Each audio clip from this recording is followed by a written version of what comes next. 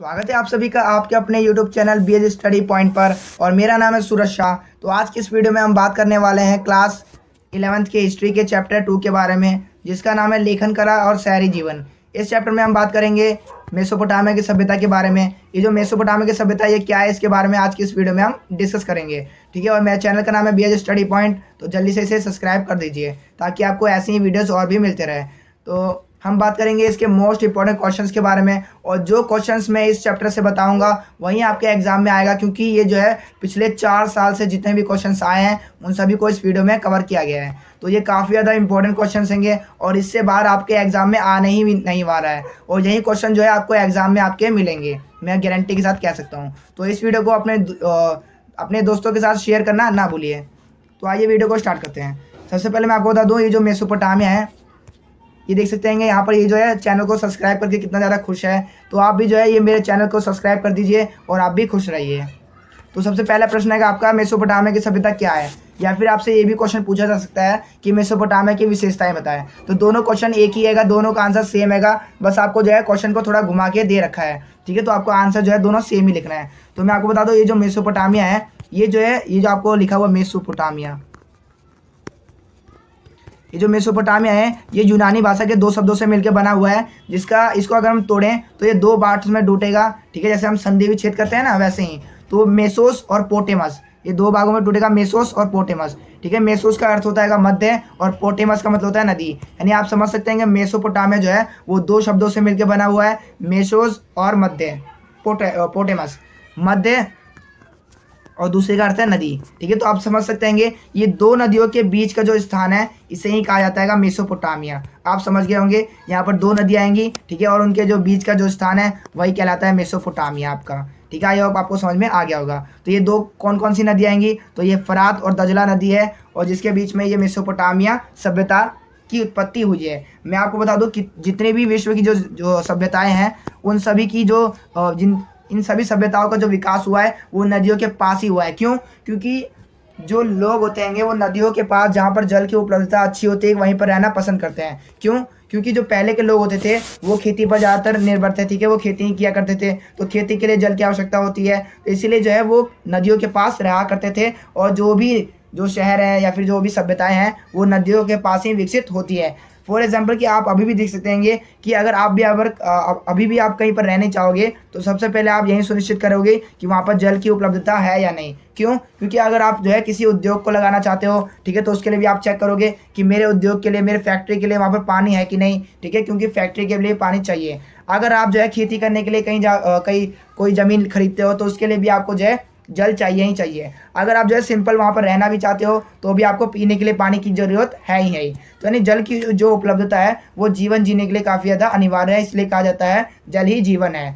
ठीक है, तो ये जो मेसोपोटामिया सभ्यता है, जितनी भी सभ्यताएं हैं ये नदियों के पास ही विकसित हुई है। तो जो मेसोपोटामिया सभ्यता है ये भी दजला और फरात नदियों के बीच में विकसित एक उपजाऊ क्षेत्र है। ठीक है, ये उपजाऊ क्षेत्र है जहाँ पर खेती भी की जाती है। मैं आपको बताऊँ, ये जो मेसोपोटामिया है ये वर्तमान में इराक में है। आप मुझे कमेंट बॉक्स में बताइए कि इराक की कैपिटल क्या है। ठीक है, ये जो इराक में है, ठीक है, आप वर्ल्ड मैप पे देख लीजिए इराक कहाँ पर है। आपके सामने जो है आपके पास एक वर्ल्ड का मैप तो होना जरूरी ही है। जो मेसोपोटामिया सभ्यता है, जो शहरी जीवन की जो शुरुआत है वो मेसोपोटामिया की सभ्यता से ही मानी जाती है, कि मेसोपोटामिया की सभ्यता के बाद ही शहरी जीवन की स्टार्टिंग हुई है। जो मेसोपोटामिया सभ्यता है, अब आप बोलोगे सर ये क्यों इतना फेमस है, तो ये जो है अपनी संपन्नता के लिए फेमस है। ठीक है, काफ़ी ज़्यादा अमीर जो है ये सभ्यता थी, और तो इसका जो साहित्य है वो भी काफ़ी ज़्यादा समृद्ध है। जो खगोलविद होते हैं यानी जो पुरातत्वविद होते हैं, जो कि पुरानी चीज़ों को खोजते हैं, उन पर जो है रिसर्च करते हैं और पता लगाते हैं कि पहले के ज़माने के जो लोग होते हैं वो किस प्रकार रहते थे, तो उन्हें कहा जाता है पुरातत्वविद।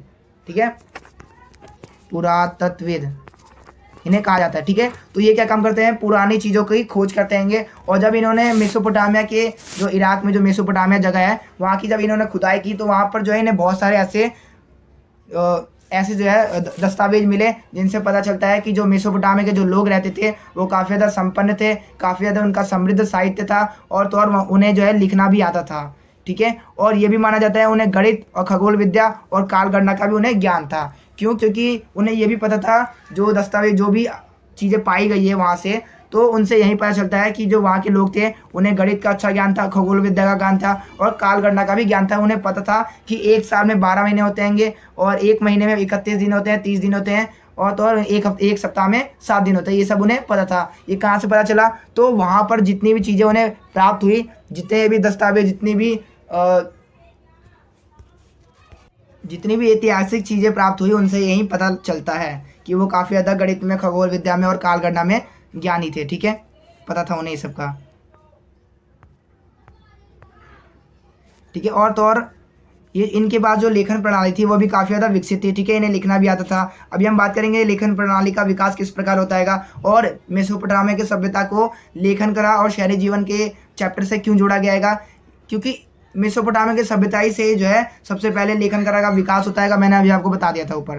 ठीक है, और शहरी जीवन की मैंने अभी आपको बता दिया था। जो मेसोपोटामिया है ये दजला और फरात नदी के बीच का स्थान है। तो आप देख सकते हैं मैप में भी यहाँ पर दिखा रखा है, ये जो है दजला और ये फरात नदी। ठीक है, इन दोनों के बीच का जो स्थान है ये कहलाता है मेसोपोटामिया। ठीक है, अभी आपको समझ में आ गया होगा मेसोपोटामिया कहाँ पर है। तो ये वर्तमान में जो है इराक में हैगा। ठीक है, आप देख सकते हैं इसके बगल में जो है ईरान हैगा और यहाँ पर आपको सऊदी अरब दिख रहा है, यहाँ पर तुर्की दिख रहा है। आप यहाँ पर देख सकते हैं इस आदमी को भी, ये जो है चैनल को सब्सक्राइब करके कितना ज़्यादा खुश है। तो आप भी जो है चैनल को सब्सक्राइब और वीडियो को लाइक कर दीजिए और आप भी खुश रहिए। तो आइए वीडियो को आगे बढ़ाते हैं। तो अब जो हमारा नेक्स्ट क्वेश्चन हैगा वो हैगा मेसोपोटामिया की भौगोलिक स्थिति को बताइए। ठीक है, तो मैंने अभी आपको बता दिया जो मेसोपोटामिया है ये जो है वर्तमान में इराक में है। ठीक है, मैंने अभी आपको बता दिया वर्तमान में इराक में है। और जो इराक हैगा वो भौगोलिक दृष्टि से जो है काफ़ी ज़्यादा विविधता में पाई जाती है। यानी कि यहाँ पर जो जोग्राफिकल जो कंडीशन है उसमें काफ़ी ज़्यादा डिफरेंसेस पाए जाते हैं। यानी कि आपको जोग्राफिक भौगोलिक विविधता का मतलब ये होता है कि आपको एक जगह पे जो है, मान लो कि ये आपका इराक का मैप है। ठीक है, तो यहाँ पर जो है आपको उत्तर में आपको मान लो कि आपको पूरब में जो है आपको काफ़ी ज़्यादा बारिश होने वाला जगह मिल जाएगी। ठीक है, तो यहीं इसके दक्षिण की बात की जाए तो दक्षिण में आपको रेगिस्तान मिल जाएगा। तो आप देख सकते हैं यहाँ पर जो भौगोलिक विविधता है वो कितनी ज़्यादा अधिक है। तो ऐसी जो मेसोपोटामिया जो जहाँ पर विकसित हुई है मेसोपोटामिया की सभ्यता, मैंने अभी आपको बताया था इराक में ये विकसित हुई थी। और जो इराक हैगा तो जहाँ पर मेसोपोटामिया सभ्यता विकसित हुई है उसके उत्तर में आप देखोगे। ठीक है, तो ये आप जानते हैं मैप ऐसे ही होता है, नॉर्थ, साउथ और ईस्ट और ये वेस्ट। ठीक है, तो इसके जो उत्तर रहेगा नॉर्थ में, उत्तर में ऊंची भूमि, स्टेपी घास के मैदान। आपको एग्जाम जो है आपके एग्जाम में पूछा जा सकता है कि जो यूरोप हैगा, ठीक है, जो यूरोप हैगा या फिर आप कह सकते हैं मेसोपोटामिया का जो क्षेत्र हैगा या फिर ईरान का जो इराक का जो एरिया हैगा वहाँ पर जो भी घास के मैदान होते थे उसे कहा जाता था स्टेपी। ठीक है, ये आपके एग्जामिनेशन पॉइंट ऑफ व्यू से काफ़ी ज़्यादा इंपॉर्टेंट हैगा। जो यूरोप के जो घास के मैदान थे उन्हें कहा जाता हैगा स्टेपी। ठीक है, अभी भी कहा जाता है स्टेपी। आप मुझे कमेंट बॉक्स में बताइए कि जो उत्तरी अमेरिका है उसमें घास के मैदानों को क्या कहा जाता है। ठीक है, आपके ये जो है ज्योग्राफी में एक चैप्टर है आपका, ये अभी हम उसको भी डिस्कस करेंगे। तो मैं आपको बता दूं जो जहाँ पर मेसोपोटामिया सभ्यता का विकास हुआ उसके उत्तर में उच्च भूमि और स्टेपी घास के मैदान और पशुपालन वहाँ पर किए जाते थे। परिवहन के साधनों की बात की जाए तो सबसे बढ़िया जो साधन था वो जलमार्ग था। क्यों? क्योंकि जलमार्ग जो है काफ़ी ज़्यादा सस्ता साधन होता है, इसमें किसी प्रकार के ईंधन की आवश्यकता नहीं होती है। और तो और उस समय ये इतने भी विकसित नहीं थे कि इनके पास बैलगाड़ी या फिर रेल जैसे साधन हो। तो सबसे ज़्यादा जो व्यापार किया जाता था वो जलमार्गों के द्वारा ही किया जाता था। और आप देख सकते हैं जो मेसोपोटामिया जिस दो नदियों के बीच में आएगा तो वहाँ पर दो नदियाँ आएंगी, जिसके कारण जो है अगर उन्हें व्यापार करना होता था तो नदियों के द्वारा एक जगह से दूसरी जगह काफ़ी जल्दी पहुँच जाया करते थे। पूर्व की बात की जाए तो पूर्व में आप देख सकते हैं यहाँ पर जो है हरे भरे ऊंचे मैदान होंगे, पर्वत श्रृंखलाएं होंगी। ठीक है, यहाँ पर स्वच्छ झरने हैं, घर लिख दिया यहाँ पर गलती से मैंने, यहाँ पर झरने हैं। ठीक है, घर आप काट दीजिएगा, यहाँ पर आपको लिखना है झरने। यहाँ पर जो है स्वच्छ झरने हैं और पर्याप्त मात्रा में यहाँ पर वर्षा होती है और खेती की जाती है। तो आप देख सकते हैं कहाँ एक तरफ आपको जो है घास के मैदान दिखाई दे रहे हैं उत्तर में, पूर्व में आपको जो है पर्याप्त मात्रा में खेती की जा रही हैगी। और तो यहाँ पर हरे भरे जो है वन दिखाई दे रहे हैं, मैदान दिखाई दे रहे हैं और पर्याप्त मात्रा में यहाँ पर वर्षा भी हो रही है। यहीं अगर दक्षिण की बात की जाए तो यहाँ पर जो है रेगिस्तान है। तो आप देख सकते हैं यहाँ पर कितनी ज़्यादा भौगोलिक विविधता है। तो दक्षिण की बात की जाए, दक्षिण में जो है रेगिस्तान है और पहली बार जो है यहीं पर दक्षिण मेसोपोटामिया के दक्षिण में ही, आप इसे नोट कर लीजिए जो मैं बोल रहा हूँ, मेसोपोटामिया के दक्षिण में ही पहली बार लेखन कला और शहरी जीवन को देखा गया था। ठीक है, ये आपके एग्जाम में आएगा। दजला और फरात नदियों के द्वारा जो दक्षिण का जो दक्षिण का भाग था वो काफ़ी ज़्यादा उपजाऊ था, क्योंकि दक्षिण में ही जो है दजला और फरात नदी होके बहती थी, और जो फरात और उसकी जो सहायक नदियाँ थी उसके द्वारा नहरों में जो है सिंचाई भी की जाती थी। और आप देख सकते हैं पश्चिम की बात की जाए, आपने उत्तर को देख लिया, पूर्व को देख लिया, दक्षिण को देख लिया, पश्चिम की बात की जाए तो यहाँ पर देखिए आपको एक इंसान दिखाई दे रहेगा जो कि चैनल को सब्सक्राइब करके और वीडियो को लाइक करके कितना ज़्यादा खुश है, तो आप भी यही कीजिए। अब जो हमारा नेक्स्ट क्वेश्चन है वो हैगा मेसोपोटामिया में लेखन कला का विकास किस प्रकार हुआ। ये आपके एग्जामिनेशन पॉइंट ऑफ व्यू से काफ़ी ज़्यादा इंपॉर्टेंट हैगा, ठीक है, इंपॉर्टेंट हैगा ये। तो देखते हैं इनके लेखन कला का विकास किस प्रकार हुआ। जैसे कि आप जानते हैं कि हर समाज की अपनी एक भाषा होती है, अपनी एक लिपि होती है, तो वैसे ही जो है मेसोपोटामिया जहाँ पर इसका विकास हुआ वहाँ के लोगों की भी अपनी एक भाषा थी, वहाँ के लोगों की भी अपनी एक लिपि थी। लिपि का मतलब होता है लिखने की कला, यानी जिस भाषा में हम लिख रहेंगे। जैसे हिंदी की जो लिपि है वो देवनागरी है, ठीक है, और संस्कृत क्या है मुझे कमेंट बॉक्स में बताइए। तो मेसोपोटामिया जो कि मेसोपोटामिया में जो पहली मिट्टी की पट्टिकाएँ पाई जाती थी, मैं आपको बता दूं मेसोपोटामिया में जो लोग थे वो किस प्रकार लिखते थे। तो वो जो है मिट्टी की पट्टिकाएँ बनाते थे, यानी कि मिट्टी का जो है मिट्टी की एक पट्टिका बनाते थे और उसी पे जो है कील से या फिर नोकीली चीज़ से उस पर लिखते थे, ताकि जब उसे धूप में सुखा दिया जाता था तो वो बिल्कुल टाइट हो जाता था और जो है उस पर दोबारा मिटाया नहीं जा सकता था। तो इसके बारे में हम देखेंगे अभी। तो जो सबसे पहले जो मिट्टी की पट्टिका मिली वो 3200 ईसा पूर्व की है, ठीक है। जो पुरातत्वविदों को जो मिट्टी की पट्टिकाएँ मिलेंगी वो उनका अनुमान लगा के ऐसा अनुमान लगाया जाता है कि ये जो है आज से लगभग 3200 ईसा पूर्व की मिट्टी की पट्टिकाएँ हैं, जो कि मेसोपोटामिया के लोग इसी पर लिखते थे। मिट्टी की पट्टिकाओं पर जो है चित्र, संख्याएँ और चिन्ह बने हुए मिले हैं पुरातत्वविदों को, ठीक है। आप यहाँ पर देख सकते हैं। आपको शायद ये लैंग्वेज समझ में ना आए क्योंकि ये जो है पता नहीं कौन सी लैंग्वेज में है। लेखन कला की जो उत्पत्ति हुई है वो तब हुई थी जब नगरों में लोगों को लेन देन का स्थायी हिसाब रखने की जरूरत पड़ी। आप भी जानते हैं, ठीक है, कि हर जगह जो है जो मेसोपोटामिया यहाँ पर खेती के अलावा, पशुपालन के अलावा एक और चीज़ होती थी, व्यापार, ठीक है। व्यापार भी यहाँ पर होता था।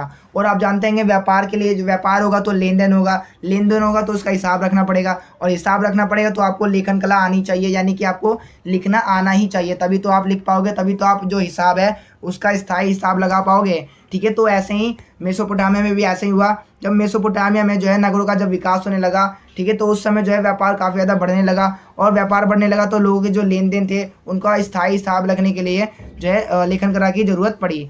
जो मेसोपोटामिया के जो लोग होते थे वो मिट्टी की पट्टिकाओं पे इन हिसाबों को लिखा करते थे, और तो इनकी जो मिट्टी की पट्टिकाएँ होती थी उस पर जो है तीली नोक वाले जो है किसी भी पत्थर से या फिर कील विल से लिखा जाता था। और जो इनकी जो लिपि थी वो कीलाकार लिपि थी। आप इसे नोट डाउन कर लीजिए, आपके 1 नंबर में पूछा जाएगा कि मेसोपोटामिया की लिपि किस प्रकार की थी, तो आप लिखोगे आंसर में कीलाकार यहाँ की लिपि थी।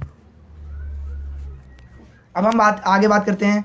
तो जो मेसोपोटामिया है, मैंने अभी आपको बताया था, यहाँ की जो लिपि है कि वो कीलाकार लिपि है, और तो और इस पर कैसे लिखा जाता था। तो जो मिट्टी की पट्टिकाएँ होती थी वो गीली पट्टिकाएँ होती थी, ठीक है, और जब वो गीली होती थी तभी उस पर लिखा जाता था। जैसे ही वो सूख जाती थी तो वो बिल्कुल टाइट हो जाती थी और उसके बाद जो है उसे मिटाया नहीं जा सकता था। तो इस प्रकार उस पर वो लिखते थे, क्योंकि उस समय कागज़ का आविष्कार नहीं हुआ था। मैं आपको बता दूँ कागज़ का जो आविष्कार है वो चीन में हुआ था। मेसोपोटामिया के लिपिकों को, यानी कि जो उसको लिखते थे, उसको सैकड़ों चिन्हों को याद रखना पड़ता था। आप यहाँ पर देख सकते हैं कितने ज़्यादा संख्या में यहाँ पर चिन्हों का प्रयोग किया गया है, और आप देख सकते हैं यहाँ पर कितने सारे चिन्ह हैं अलग अलग तरह के, ठीक है। तो इनको जो लिखने वाले थे उनको सैकड़ों चिन्हों को याद रखना पड़ता था, इसलिए जो है लिखने के काम को काफ़ी ज़्यादा इम्पोर्टेंस दी जाती थी। मेसोपोटामिया के लोग जो है काफ़ी ज़्यादा अनपढ़ थे, ठीक है, बहुत ही कम लोग जो थे वो पढ़े लिखे थे, बाकी सब जो है वो उतने पढ़े लिखे नहीं थे। इसलिए जो अधिकारी होते थे, यानी जो पढ़े लिखे अधिकारी होते थे, वो राजा को जो खत होते थे वो पढ़कर सुनाते थे।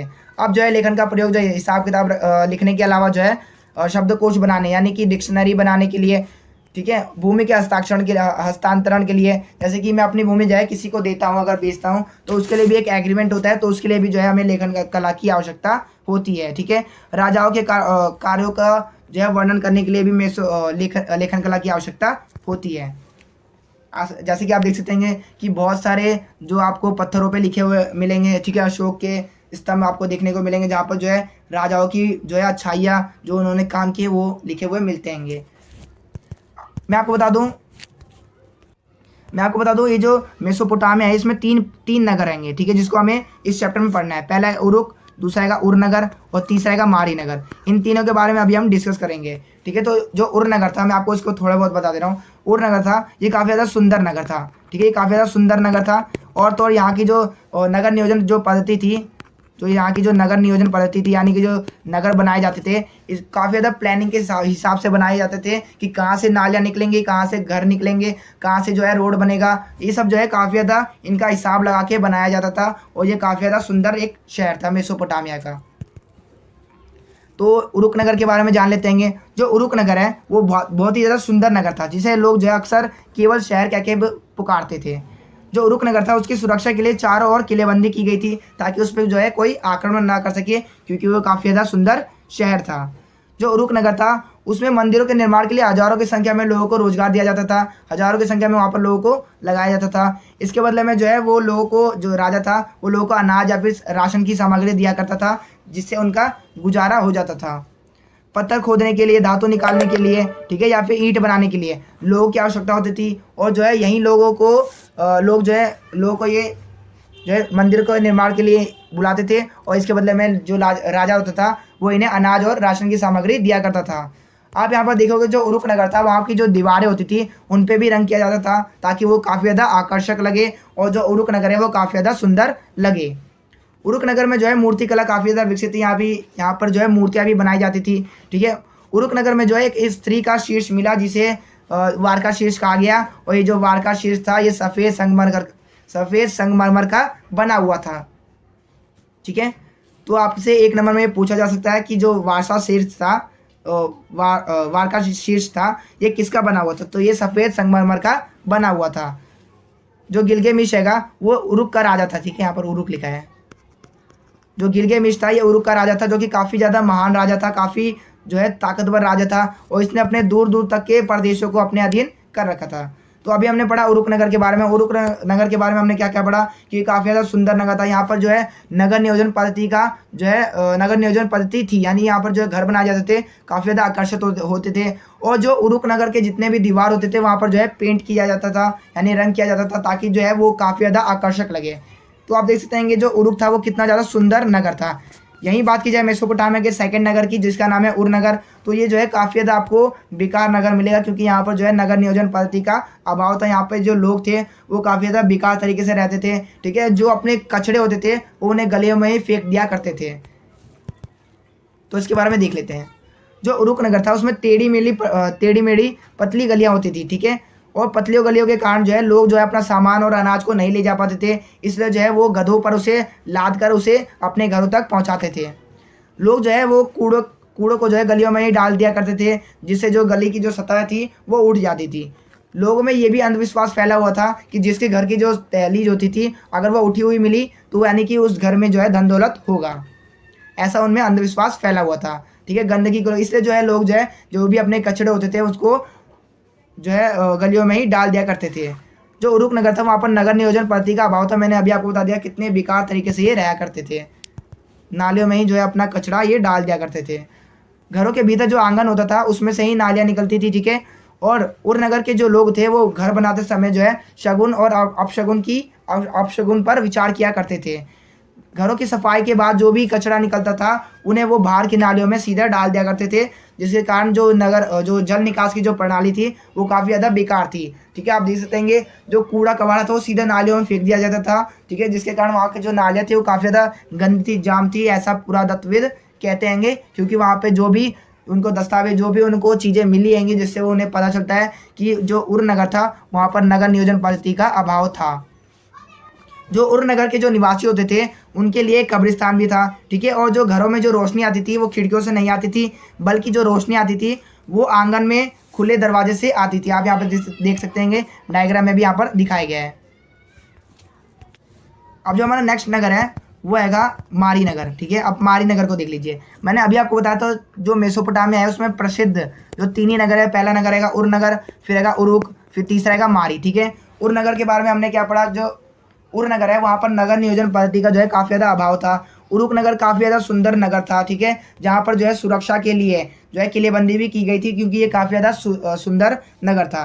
यहीं अगर मारी की बात की जाए तो मारी की क्या विशेषता थी, ये जो मारी नगर था ये एक तो राजधानी के रूप में फला फूला था, ठीक है, और दूसरा जो है ये एक व्यापारिक स्थल था, ठीक है। यहाँ पर जो है काफ़ी ज़्यादा मारी नगर में काफ़ी ज़्यादा व्यापार होता था।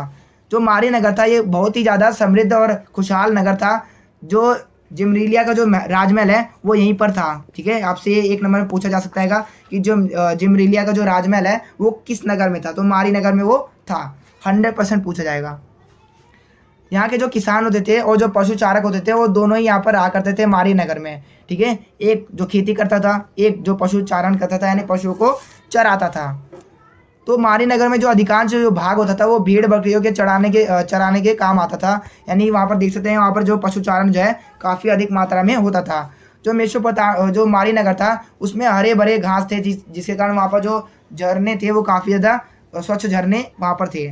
जो पशु चारक होते थे यानी जो पशुओं को चराने वाले थे वो अनाज और धातु के औजार के लिए जो है पनीर, दूध और मांस दिया करते थे। यानी कि जो पशु चारक होते थे वो किसानों को अनाज और धातु के जो है औजार दिया करते थे। ठीक है, और जो किसान होते थे वो उनके बदले में उन्हें दूध, पनीर और मांस दिया करते थे।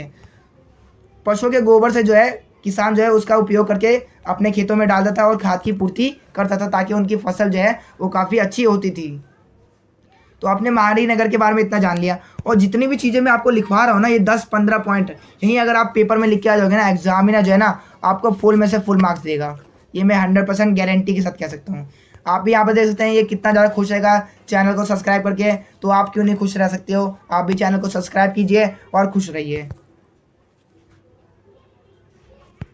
अब आप देख सकते हैं मारी नगर में और क्या था। तो मारी नगर में जो किसान हुआ करते थे और जो पशु चारक होते थे उनके बीच में कभी कभी जो है झगड़ा भी हो जाया करता था। अभी आपने पढ़ा कि जो पशु चारक होते थे वो हथियार देते थे किसानों को। ठीक है, और तो और वो मांस वास देते थे और उसके बदले में जो किसान होते थे उन्हें दूध, पनीर ये सब जो है दिया करते थे। जो पशुचारक होते थे वो अपने, तो इनके बीच में जो लड़ाई होती थी वो क्यों होती थी, क्योंकि जो पशुचारक होते थे वो अपने जानवरों को चराने के लिए जो है किसानों के जो है खेत से होके जाते थे, जिसके कारण जो उनकी जो फसलें होती थी वो काफ़ी ज़्यादा ख़राब हो जाती थी। और जो उनकी फसलें होती थी वो काफ़ी ज़्यादा ख़राब हो जाती थी क्योंकि पशु उस पे से ऊपर चढ़ के जाते थे। जो खाना बदोश यानी जो पशुचारक होते थे वो कई बार जो है किसानों को लूट लिया करते थे। इसलिए जो किसान होते थे वो पशुचारकों का रास्ता रोक दिया करते थे ताकि वो आगे ना जा पाए और किसानों को ना लूटे और किसानों के खेतों का नुकसान ना करें।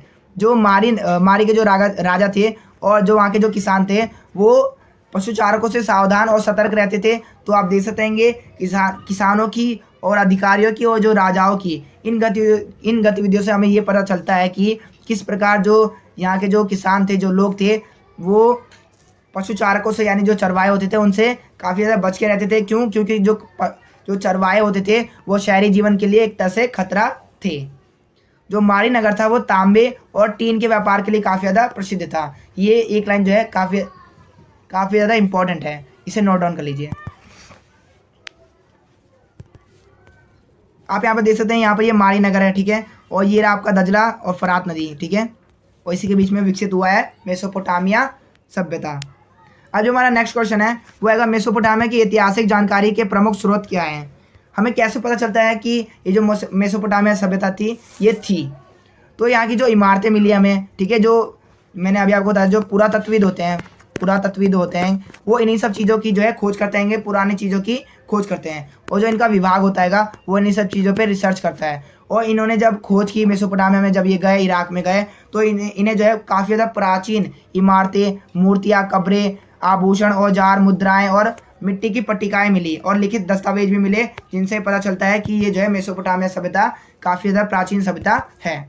जो हमारा नेक्स्ट क्वेश्चन है वो है उत्तरी मेसोपोटामिया में खेती की शुरुआत कब हुई। तो मैं आपको बता दूँ 7000 से 6000 ईसा पूर्व में खेती की शुरुआत होती है।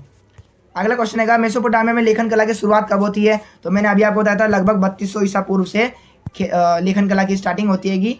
ठीक है, जो लोहे का प्रयोग है वो कब से शुरू होता है। तो ये जो है 1000 ईसा पूर्व से इसका प्रयोग शुरू हो जाता है। ठीक है, तो ये थे काफ़ी ज़्यादा मोस्ट इंपॉर्टेंट क्वेश्चन। अब जो हमारा नेक्स्ट क्वेश्चन है उसको आप देखो, या तो आपसे पूछा जा सकता है कि मेसोपोटामिया में सबसे पुराने मंदिर जो है वो कब मिले। ठीक है, या फिर आपसे इसी क्वेश्चन को जो है अलग तरीके से पूछा जा सकता है कि मेसोपोटामिया में बस्तियों का विकास कब हुआ। तो दोनों का आंसर जो है सेम ही है, सेम टाइम पे हुआ था। 5000 ईसा पूर्व में जो है पुराने मंदिर मिले थे और 5000 ईसा पूर्व ही बस्तियों का विकास हुआ था। अगला क्वेश्चन है ये काफ़ी ज़्यादा मोस्ट इंपॉर्टेंट क्वेश्चन है, ठीक है। मैंने आपको बताया भी था जब मैंने आपको उरुक नगर के बारे में पढ़ा रहा था, तो मैंने उसके बारे में पढ़ाया था आपको। जो उरुक नगर था, जो कि काफ़ी ज़्यादा सुंदर नगर था, ठीक है, ये काफ़ी ज़्यादा सुंदर नगर था। और तो और यहाँ पर सफ़ेद संगमरमर का एक वार का शीश मिला, ठीक है, जो कि कब मिला था, तो 3000 ईसा पूर्व में ये मिला था। नेक्स्ट क्वेश्चन आएगा, जो सुमेरियन भाषा की जगह जो है अक्कदी ने कब ले ली। तो मैं आपको बता दूँ, सबसे पहले सुमेरियन था, फिर अक्कदी, फिर अरामाइक, ठीक है, उसके बाद फिर हिब्रू। हिब्रू अभी तक जो है इराक की एक भाषा है, ठीक है, इराक की अभी भी भाषा है। सबसे पहले क्या, सबसे पहले सुमेरियन, फिर अक्कदी, फिर अरामाइक, ठीक है, उसके बाद फिर हिब्रू। तो यहाँ पर क्वेश्चन पूछा गया है कि सुमेरियन भाषा की जगह अक्कदी ने कब ले ली, यानी कि हमें टाइम बताना है। तो 2400 ईसा पूर्व जो है इसने इसकी जगह ले ली थी। 1400 ईसा पूर्व में अराइमक भाषा किससे मिलती जुलती थी। तो मैंने अभी आपको बताया था, सबसे पहले क्या, सबसे पहले आएगा आपका सुमेरियन, फिर अक्कदी, फिर तीसरे नंबर पे आता है आपका अराइमक, फिर चौथे नंबर पे आता है आपका हिब्रू। ये जो अराइमक भाषा है ये हिब्रू भाषा से मिलती जुलती थी कब, 1400 ईसा पूर्व में। जो हमारा नेक्स्ट क्वेश्चन, तो अब जो हमारा नेक्स्ट क्वेश्चन आएगा वो आएगा, यूरोप वासियों के लिए मेसोपोटामिया क्यों महत्वपूर्ण था। ये काफ़ी ज़्यादा मोस्ट इंपॉर्टेंट क्वेश्चन कहूँगा मैं इसे, ठीक है। ये 100% पूछा जाएगा कि जो यूरोपीय लोग थे उनके लिए ये मेसोपोटामिया इतना महत्वपूर्ण क्यों था, ठीक है। तो इसका आंसर देखते हैं। तो जो बाइबल आप जानते हैं, जो ईसाई धर्म के जो लोग होते हैं उनकी जो धार्मिक जो बुक हैगी उसे कहा जाता है बाइबल।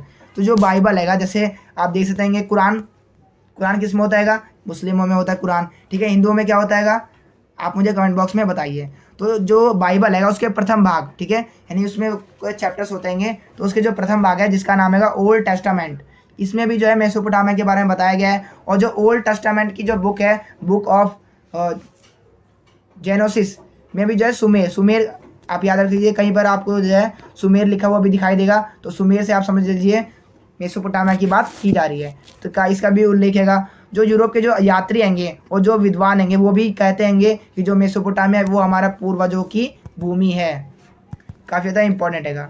और ये जो अगला क्वेश्चन है ये भी काफ़ी ज़्यादा इंपॉर्टेंट हैगा, ये 1 नंबर में आया था पिछले साल भी।